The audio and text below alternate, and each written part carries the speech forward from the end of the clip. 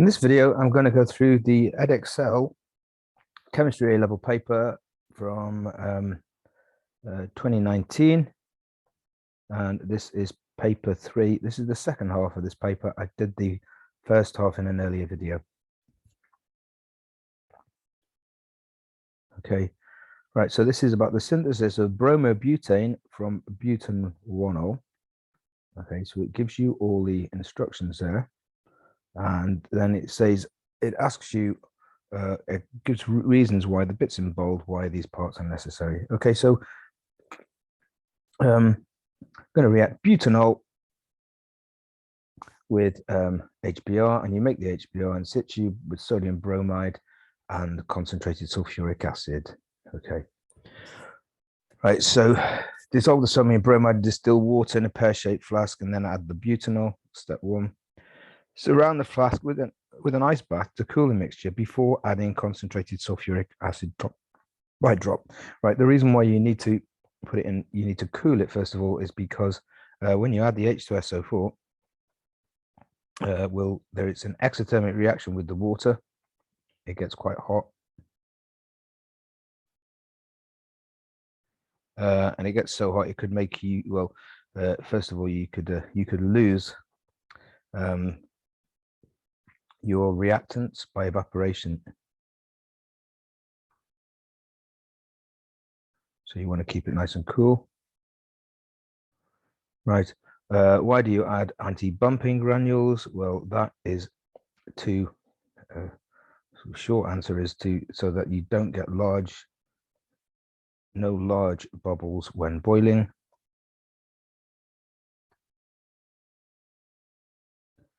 You get smaller bubbles. They provide a surface for the bubbles to form onto. Okay. And then why do you have to heat under reflux? Okay. The reason why you have to heat under reflux is because you would lose a lot of reactant and product. They're quite volatile. The reactant and the product are both volatile. And if you heat it, you would just end up losing all of it. It would all evaporate or boil away. So with reflux, it recondenses the vapors in the and they drip back into the mixture. So it's to prevent loss of it by evaporation.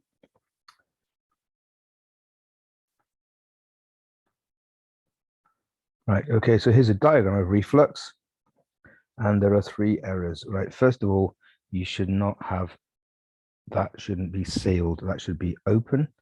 Okay. The other error here is that that isn't sealed up, and that you'd have to have some kind, ground glass joint. You'd have to make sure that that was airtight.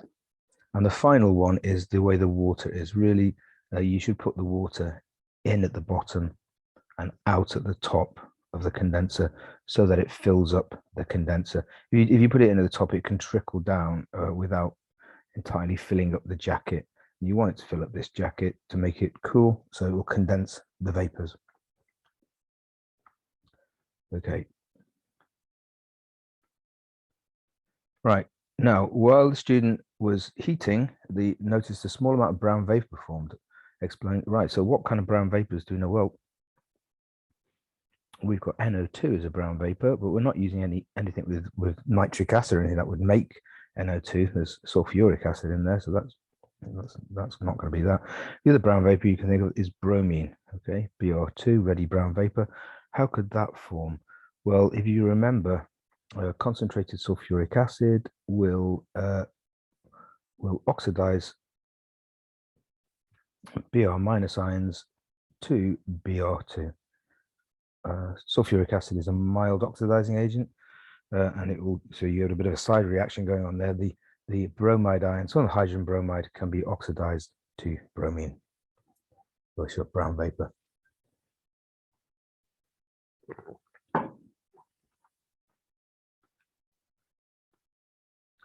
Okay, the distillate collected in step 5 is a mixture containing 2 layers. Okay, you've got an aqueous layer, and you've got the bromobutane layer. Now, if you look at the densities here, right, so first of all, these two are going to, water and butanol, that they mix together pretty well because butanol can form H bonds, and so can water. So they'll mix in one layer. They'll be in the aqueous layer, and bromobutane will be in the other layer. Now that's quite a bit heavier. So in the flask, you are going to have, I think it asks this later on, the bottom layer is the bromobutane. There's our haloalkane. And the top layer, which is less dense, that will be the aqueous layer, which you want to get rid of.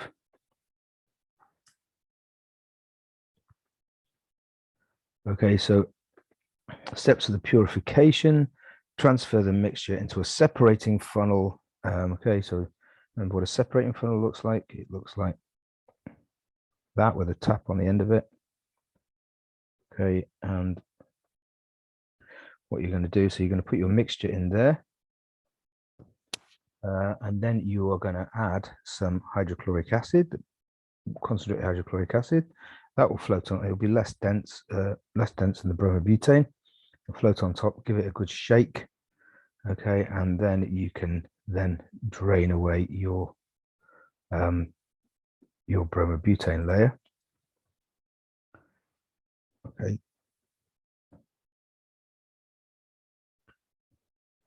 Okay, and then once you've done that, then you're going to wash it again, but this time with sodium hydrogen carbonate solution. Okay, so that time, yeah, you're going to end up with, it's going to be sodium hydrogen carbonate there, and the purpose of that is to neutralize any HCl that's left over. Do that shake and discard it. Step 9, okay. Step 9, then you're going to get your haloalkane into a small flask, and you're going to add some solid sodium sulfate, anhydrous sodium sulfate, and that's just a drying agent to get rid of the last few bits of water that will be in there. And then finally, you're going to redistill it, the final purification step. Okay, so let's see what the questions are about that. Okay, state the position of the aqueous layer in the separating funnel at the start of step 6. Right, the aqueous layer is going to be on the top. As I said, the water and the butanol are going to mix together because they both form hydrogen bonds, and then you get this non-aqueous layer, the bromobutane. That's a lot denser. That will be at the bottom of the funnel. That will be the bottom layer. Concentrated hydrochloric acid is used to remove any unreacted butanol. Give the reason for carrying out steps 8, 9, and 10. Okay. So the sodium hydrogen carbonate, why do you add that? You add that to neutralize the acid. Okay, what's going to happen is you're going to get H plus the hydrogen carbonate ions. And that will form water and carbon dioxide. So get rid of all the HCl. Shake the mixture in the separating funnel, and from time to time invert the funnel and open the tap. Why do you open the tap? But the reason why you do that is because you're making carbon dioxide gas, and that will build up pressure. Okay, and so you need to open the tap, turn it upside down so all the liquid doesn't fall out, of course, turn it upside down and release any CO2 made during that neutralization reaction there. Step 10, collect the 1 bromobutane in a small conical flask and add sodium sulfate. As I say, that is a chemical drying agent that will, you add that to remove any water left in the bromobutane. That small amounts will be there. Okay, give a suitable temperature range in which to collect the pure bromobutane. Right? They say the boiling temperature is 102, right? So I think a range, I collected at 102, but maybe 101 to 103 would seem to be sensible. I think if you check in the mark scheme, that's what it says. Okay, the volume of bromobutane was 12 centimeters cubed, and now we've got to calculate the number of molecules of bromobutane. Right? How are we going to do that? Well, we need to know that we've got the density. Okay, we're given the density of it, and we know the volume, so we can work out the mass of bromobutane. So mass is equal to volume multiplied by density. The volume is 12 centimeters cubed, and the density was 1.27 in the previous part of the question, gram per centimeter cubed. So multiply that by 1.27. That will give us the mass in grams, which works out to be 15.24. Now we need to work out a number of molecules. So obviously we're going to have to work out the number of moles and then multiply by the Avogadro constant. So the MR of bromobutane, which is C4H9Br, the MR of that is 136.9. So let's do the mass of the moles of bromobutane.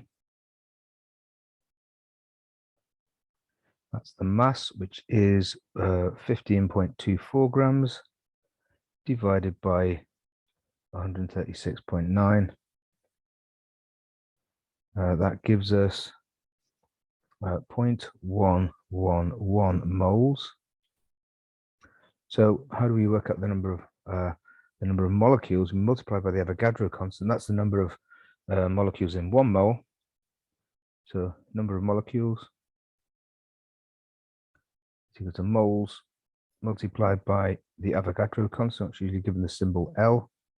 That's 0.111, and the Avogadro constant, your data book, 6.23 times 10 to the 23.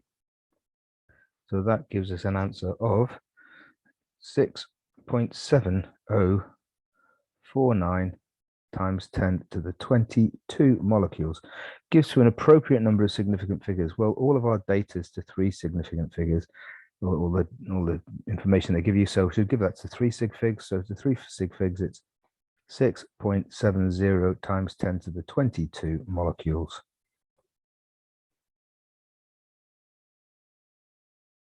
So that's that done. All right. Some organic compounds contain metals. Glycine-ations are formed from the amino acid glycine. So there we've got amino acid, of course, would just be an H there, but okay, so that's a glycine-ation. Explain the effect, if any, of an aqueous solution containing glycine-ations on plane polarized light. Okay, now that's testing if you've got a chiral molecule there, and most amino acids are chiral, but of course glycine isn't, because this carbon, which is normally chiral in amino acids, has actually got 2 hydrogens attached to it, so hasn't got 4 different groups, so it's not chiral, so there will be no effect on plane polarized light. Because if it was chiral, it would rotate the plane of polarization. Okay, but it's not chiral. Okay, right. A hot aqueous solution of glycine is added to a hot solution of copper 2 ethanoate. When the mixture is cooled, crystals of copper 2 glycinate are formed. Write the equation for the reaction. Okay, right. So the formula of glycine then is H2N. I'll write it like this: CH2COOH. That's glycine. We're going to react that with copper 2 ethanoate. So we've got in the copper 2 ethanoate, we've got a copper 2 plus ion, and we've got the ethanoate ion. It's got a single negative charge, so obviously we're going to have 2 of those in the formula. So it's going to be copper CH3COO twice. What happens? We form copper glycinate. So what happens here is, of course, is this actually acts as that's acting as a base, and it takes a proton off the glycine. Okay, H2N CH2COOH. Right, you're going to lose that that proton there to form the glycinate ion. So we've got an acid-base reaction here. Okay, so the formula of the glycinate, right, we're going to have 2 of those there. You need 2 of those glycinate ions per copper ion, so it's Cu H2N CH2 COO twice, and we are going to get 2 moles of ethanoic acid there.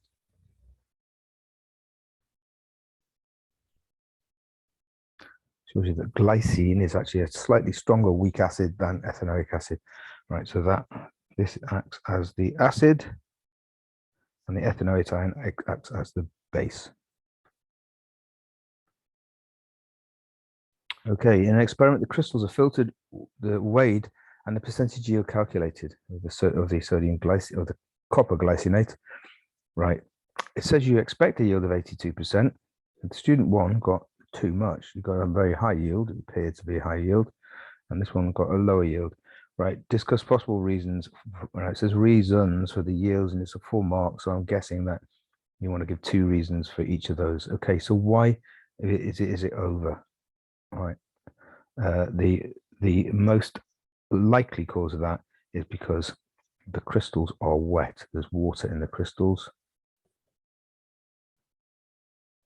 Right, and the other possible reason is that you've got, it isn't just the product you want there, you've got impurities in there.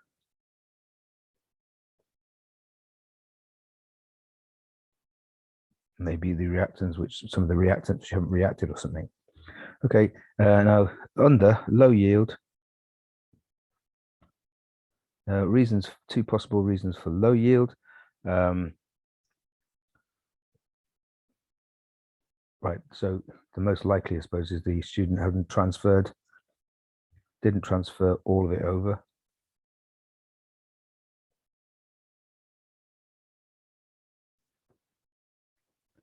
Or the crystals over. Maybe some of it, not all of it. And then the other most likely thing I think is not all the solid precipitated out, crystallized out, because some is left in solution.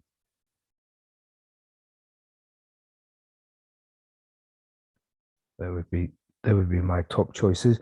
Two reasons why it's over and 2 reasons why it's under. Okay, so this is about ligands. Hemoglobin is an iron 2 complex. The biology note carries oxygen around the body. Part of the structure, hemoglobin is shown below. 4 nitrogen atoms are part of a multidentate ligand in the heme group. Okay, and the oxygen acts as the other ligand, and there's a ligand from the protein bit from the globin. Right, explain why inhaling carbon monoxide can be fatal. Well, carbon monoxide, you have a lone pair on the carbon, and it's a good ligand. And what it will do, it will form a dative bond to the iron, and it will prevent oxygen from binding to the hemoglobin, so you lose the ability to carry oxygen around the body. Okay. Right, this is about Grignard reagents, which are quite tricky. Okay.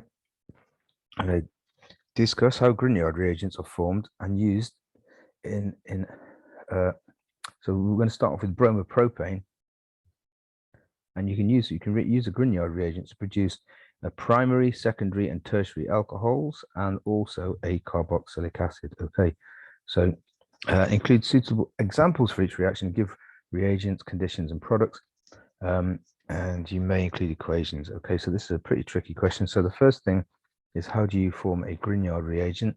The Grignard reagent you're going to form from, so here is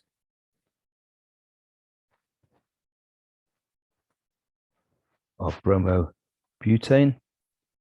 Well, you react that with magnesium in dry ether, and you reflux it, and you form the, it's got to be done in the absence of water, and you're going to form the Grignard reagent, which is, it's got a covalent, so it's going to be magnesium is covalently bonded to the carbon there and the bromine there. Right, incidentally, it doesn't ask you this, but it doesn't actually explain why, but what happens then is, of course, that this magnesium is pretty delta positive, which makes this very delta negative. And you can think of this as, right, you can think of this as almost as being effectively being that, right? You've got a lone pair on the the carbons, which is detached. You've got a lone, this basically an anion. It's a good nucleophile essentially, and that is going to attack carbonyl compounds. Okay, because that's going to be a delta positive. Okay, and the carbonyl compounds, we can use carbon dioxide, or we can use an aldehyde or a ketone. So, right, so let's react that first of all with carbon dioxide. Let's do that one. Okay, so You react your Grignard reagent with by bubbling carbon dioxide through it. So what happens is, right, you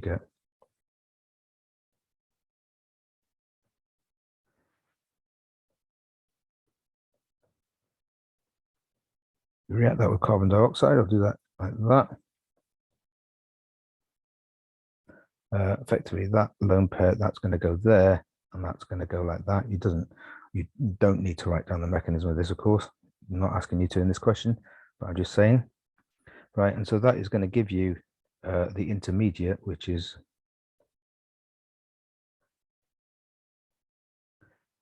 now it is now 1 carbon longer. Okay, so I'll do that in red. That carbon. There's the new carbon atom you've attached to it.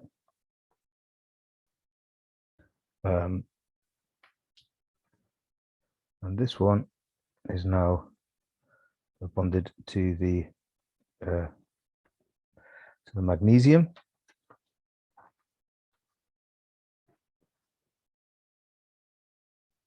Right, you react that with water. You usually add hydrochloric dilute, HCl. And you hydrolyze it here, and you form a carboxylic acid. So you're going to form the carboxylic acid is 1 longer than butanol now. This is 5 carbons long. Pentanoic acid. That last one in red.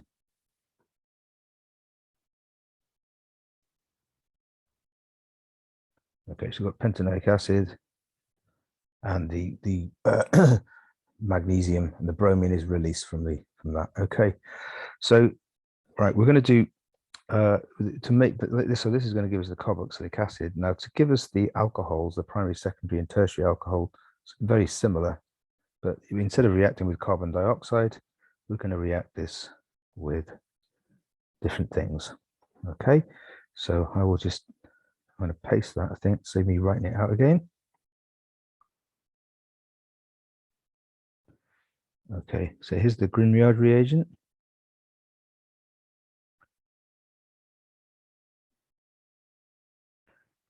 Right, now first of all, we're going to react that with, right, instead of reacting with carbon dioxide, we're going to react it with another 1 carbon compound, methanol, okay? And that should give us the primary alcohol, we'll see, okay? So let's react that with methanol.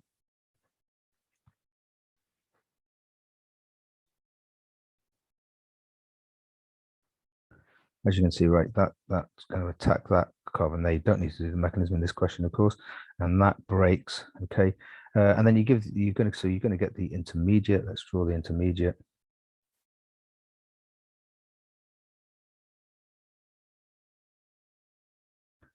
Which is going to be like that.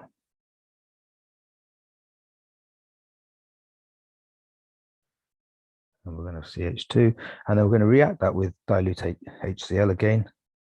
I won't bother drawing it out. I'm just going to cross that off, and that O will pick up, turn into an OH from the water. Okay, so you can see there we have formed a primary alcohol, which is pentan 1-ol. So that's when we react. That's when we react it with methanol. Okay, let's see what happens when we react that with instead of methanol, let's react it with ethanol. Okay, and this should give us a secondary alcohol. So I'll just paste in that again. Let me do it.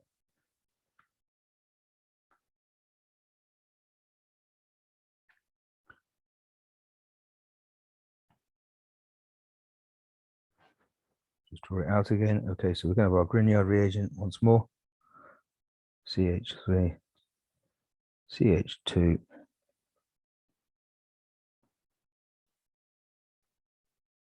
MgBr, and we're going to react that with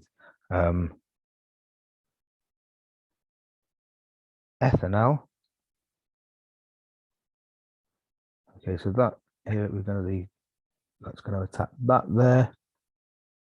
Carbonyl pi bond breaks again, and we're going to form the intermediate. So that's going to be CH3, CH2. And now we've got, let's CH2, sorry. We've now got, like that is connected to the magnesium and the bromine again. This intermediate, we're going to react this intermediate with, you can see there we've got CH3. We're going to react this intermediate with dilute hydrochloric acid. We're going to hydrolyze that. We're going to turn that into an OH group there. So you can see there we have formed a secondary alcohol. Okay, now the last one, to form a tertiary alcohol, we reacted that with ethanol. We're going to react it with a ketone. Okay, so I'm going to react with propanone, the simplest ketone you can have, 3 carbons in it. So here we've got, right, CH3, CH2.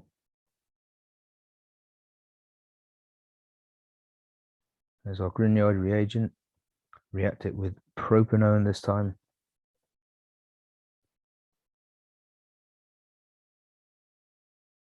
And the lone pair is going to attack the carbonyl compound, nucleophile, and the pi bond is going to break, and we're going to form the intermediate.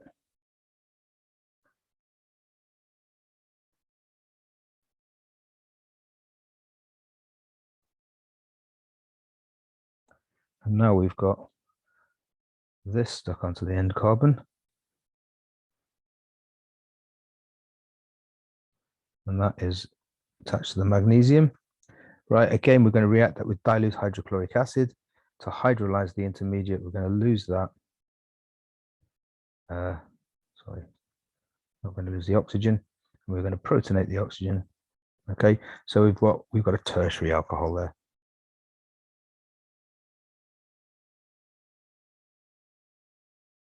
So that is a propanone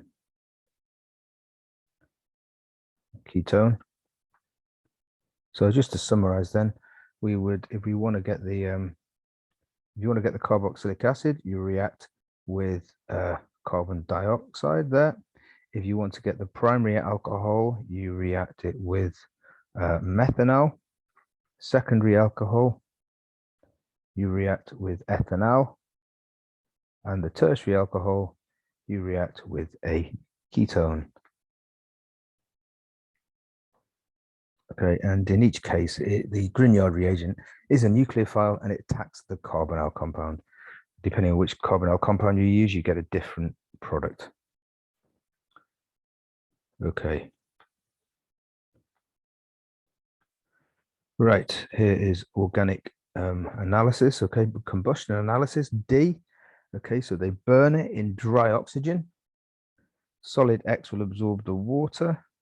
And so you can measure the increase in mass, and so you can work out how much water is being made.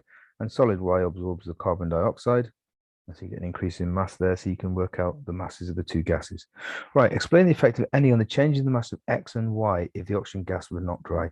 Right, obviously, if the oxygen gas was dry, this would get heavier than it should do, because it won't just be the water from the combustion of the organic compound, it will be the water present in the oxygen. So that's going to make, and that would make it impossible to calculate the results properly. How would it affect solid Y? It wouldn't do anything to that, would it? It would just, yeah, but it would make solid X heavier. Okay. Now we have got it. Here's what you get. You get that much. So you burn 3.36 grams of D, and you produce that much water, that much carbon dioxide, and it tells you you've also got so much nitrogen in it, and we've got to work out the empirical formula. Okay, so let's do that then. Right, so first of all, let's do the water. That will tell us how much H is in the compound. Okay, so we've got 0.72 grams of water. So we want to work out what mass of water we've got, okay? What moles of water. So let's do moles of H2O. Mass over MR. So we've got 0.72. MR of water, of course, 18. That gives us, 1 minute, 0.04, I think. This is 0.04 of water. 0.04 moles of water. Now, 1 mole of H2O contains 2 moles of hydrogen, so that we can say in the sample there are 0.08 moles of H.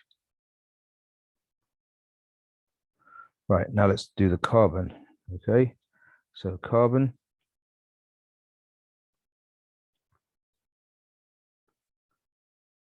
Right, the carbon, right, we make 5.28 grams of carbon dioxide, so the moles of CO2 is 5.28 divided by the MR of carbon dioxide, which is 44. And that gives us 0.12 moles. Right, 1 mole of carbon dioxide means you've got 1 mole of carbon in the compound. So the sample contains 0.12 moles of carbon. Right, I think what I'm going to do now is work out the mass of carbon because we'll need that later on. So in this sample, what's the mass of the carbon in there? Well, that's going to be equal to the moles multiplied by the atomic mass of carbon, which is, okay, the AR of carbon. So that's 0.12 multiplied by 12, the AR of carbon, and that gives us 1.44 grams. Right, while I'm here, I'm going to do the same for hydrogen up here, okay? So I'm going to do the mass of H in the sample.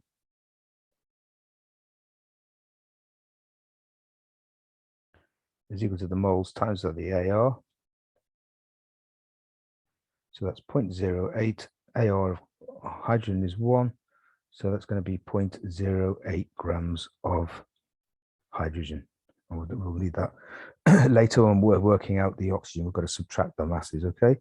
Right, now the nitrogen, it tells us here, it tells us that you have got the mass of nitrogen in the sample is, what does it say? 0.56 grams, okay? So let's work out the moles in the sample. That's going to be 0.56 divided by the atomic mass of, which is 14 for nitrogen. So that's going to give us 0.56 over 14.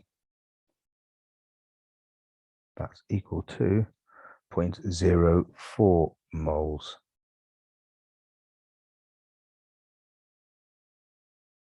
of N in the sample. Okay, now we're going to work out the carbon, and we're going to do that by subtraction. So the oxygen, sorry. So the oxygen, mass of oxygen. Well, we know the total mass was equal to 1.3. Total mass of the stuff was 3.36 grams.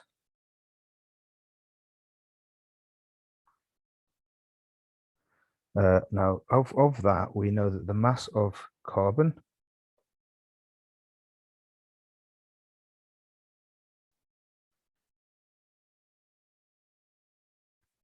we worked that out up there. That was 1.44 grams. The mass of hydrogen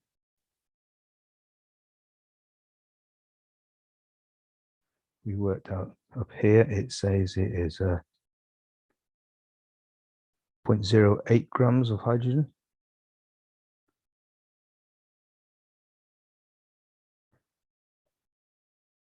The mass of nitrogen,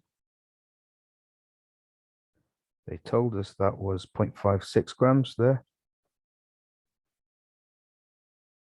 Let's add all that up together. So we do 1.44 plus 0.8 plus 0.56. So the total mass there is equal to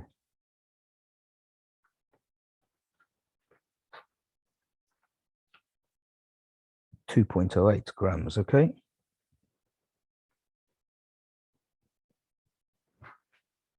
.08 grams. So now we've got to work out the moles of oxygen, okay?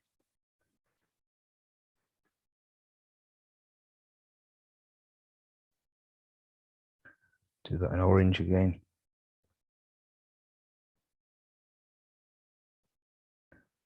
All right, that's equal to mass over the atomic mass.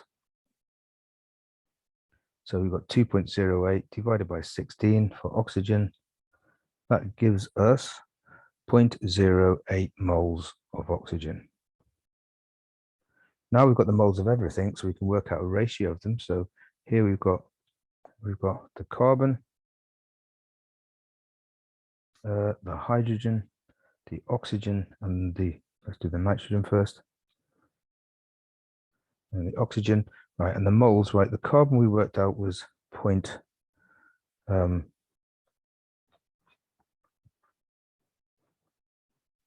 here,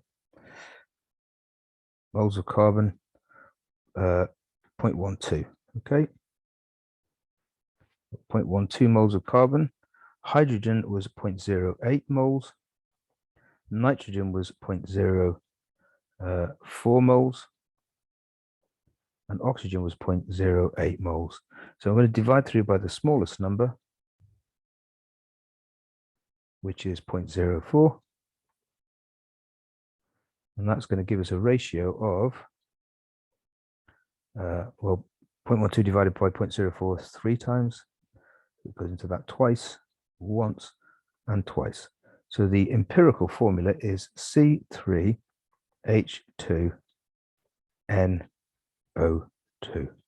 That's our empirical formula. Now we've got to probably work out the molecular formula from the molecular mass. So let's have a look at the next part of the question. And here we have a mass spectrum. Okay, right, now you can see that the parent ion there, that has an MZ value of 168. Okay, so what we've got to do now is we've got to say, well, how much is this? How much does that thing weigh? C3H2NO2. We suspect that is not the molecular formula because it doesn't look. I can see how that will work out. So if you add, if it was that, the MR of that would work out to be 84. But the real, the MR of the real thing, we can see the parent ion is 168. It's double times 84, isn't it?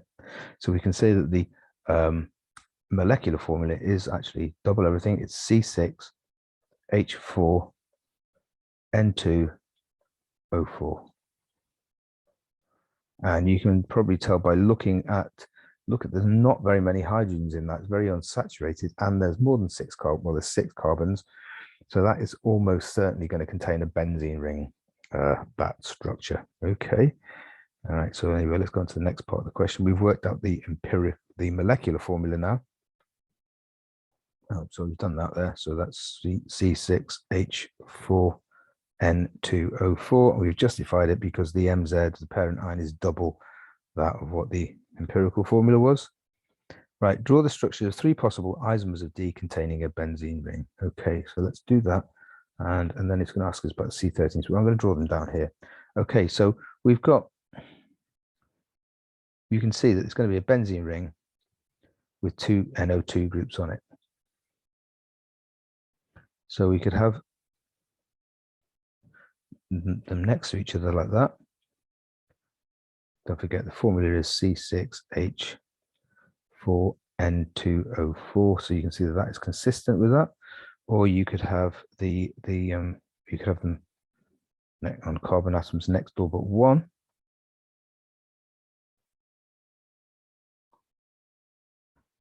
Or you could have them opposite each other. They're the 3 possible isomers there.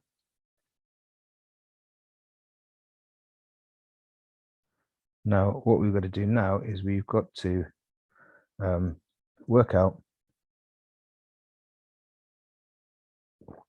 right, the actual compound we've got has only got 4 peaks in its carbon-13 spectrum. So that means it's only got 4 different environments of carbon atoms. So let's see, could it be this one? Let's see, it could be A.